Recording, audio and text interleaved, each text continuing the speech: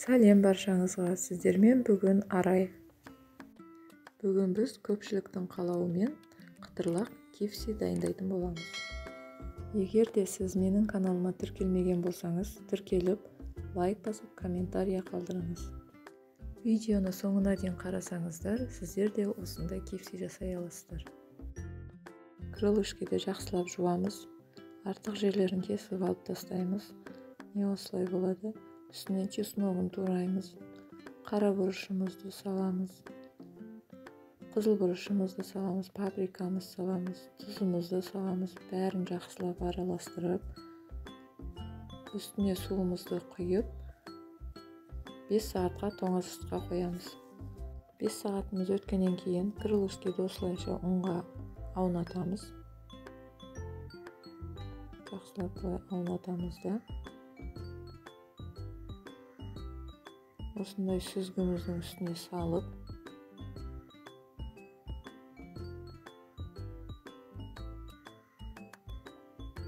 салқын суға осылай батырамыз. Bir 10 секундтай осындай көпіріп шығу керек.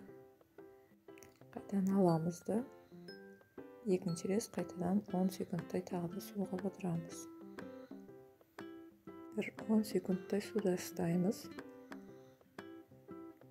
Судан сүзіп алып, кішкене сорғытып, қайтадан ұнымызға саламыз.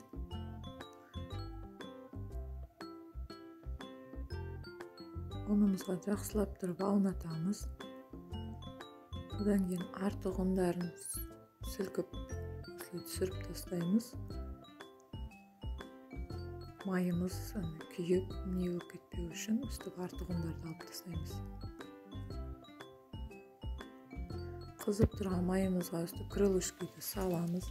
Астын орташа отқа қоямыз. Қатты қызып тұрса, сырты қызарып, іші дұрыс піспей қалады. Сол үшін ақырын отқа қоямыз, баяу отты. Үстіп екі жағын кезек-кезек пісіріп аламыз. Мен 15 минуттай пісірдім. Іші бәрі жақсы пісу үшін. Крылышкиіміз дайын болды. Сырты бәрі қытырлақ, дәмді. Сіздерге де кеңес беремін. Үй жағдайында осылай жасап көріңіздер.